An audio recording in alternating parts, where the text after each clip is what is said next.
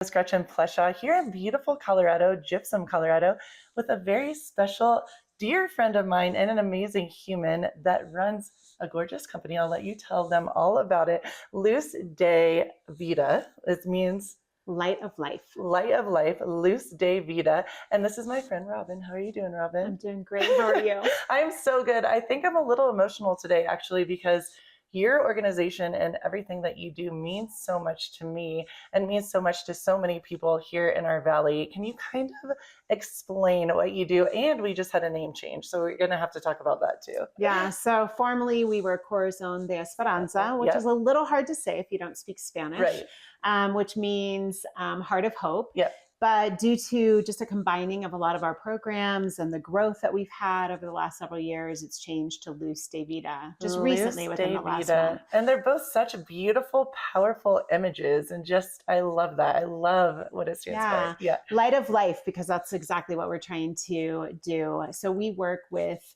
vulnerable youth in Peru, South America.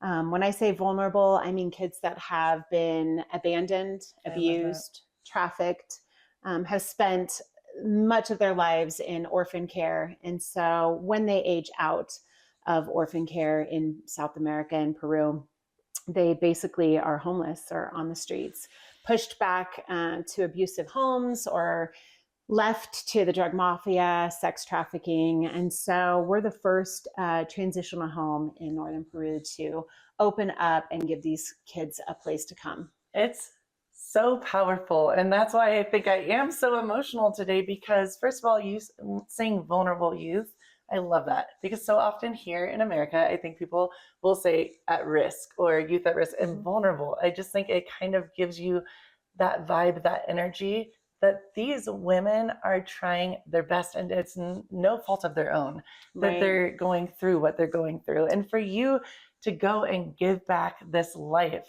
to give them the light and the light of their life back is so beautiful. Now, Robin, I have so many questions for you, but how did you get involved with this? What called you to go to Peru of all places? Give us all the background on that. Yeah, so now it's been 18 years ago that my husband and I decided to sell our home and quit our jobs and just be a little crazy. And we went to Peru and to volunteer at an orphanage there for a year. And in that, we fell in love with a group of 5 siblings and adopted them and brought them home to be a part of our family. And as we brought them home, and they were ages 11 to 4 years old. Wow. So we had quite the spread, but it was thinking about them and what would their future be if they hadn't been adopted.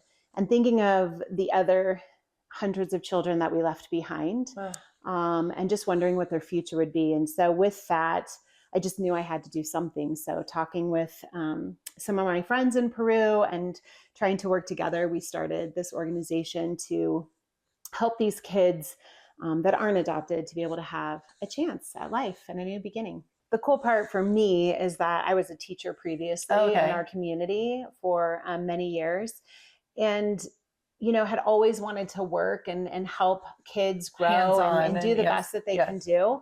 But I had no experience when I started with nonprofit work. But I think the powerful piece is seeing a need and just saying, I can do something. Going after it. Yes, I love and just that. saying there's something I can do to help. And so it's been really exciting. We've been an organization for 15 years and we've grown so much. We have over 150 youth in our programs. So it's been an incredible journey. That's so powerful to know that you've helped. And I know you're one of the most humble, selfless people, truly, that you've helped all these women. And do you help men at all? That's something I should say. Okay, because I was just thinking about that. Yes, men and women that have gone through horrific things. And again, by no fault of their own, they're born, and this is just part of the journey. And that you've been able to take this love and this help and this idea and what you just said to empower other people. These are two, you guys were young and just kind of had on a whim, we're going to go and do something, get hands on, go and see what it's like in a different country.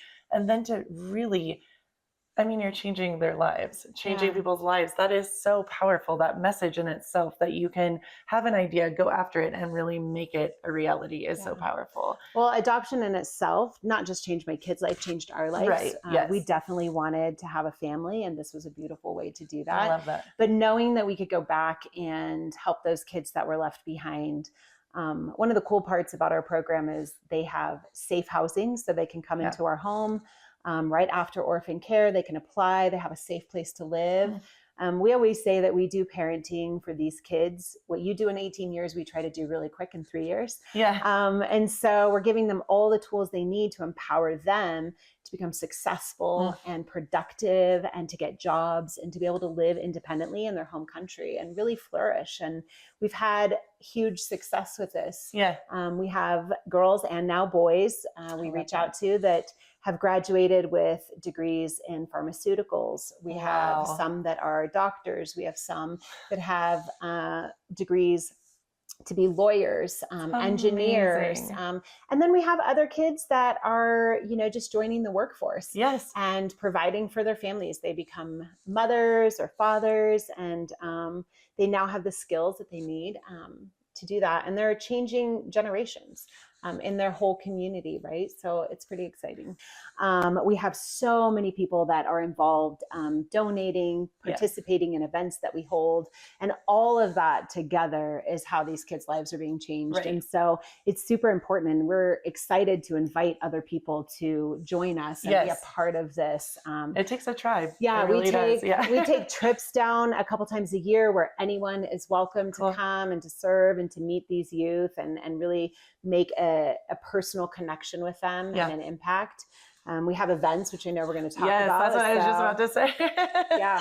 So Luz de Vida, did I say that right? Yes, Luz de Vida. One of the main, I would say, events at this point has been the Power of the Purse, which is coming up here quickly. Robin, give us all the information about that. Yeah, well, it's super exciting for us because Gretchen is our wonderful MC for the event. And this is our 5th and final year for this event. It will take place September 6th in Edwards, Colorado, from 10:30 to 1 p.m. And it is just a unique and super fun event. It's a purse shopping extravaganza brunch event. So you come, you participate in buying some cash and carry purses. Yes.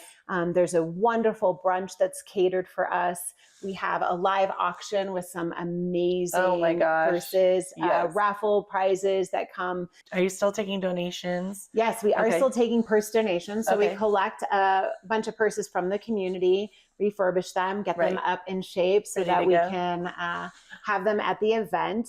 People can also volunteer. So we need a few more volunteers to help us execute this event. And we want people to come and participate. So anyone is welcome, no matter what the age or gender, everyone is welcome at this event. And it's super exciting. I love that. Luz de Vida. I love that. Thank you so much, Robin, for everything that you do. I have to say, out of all the Vibe interviews, this might be the biggest Vibe because helping change lives, there's nothing more beautiful. So thank you. Thank you. Truly. And keep it right here. We have more of the Vibe to come.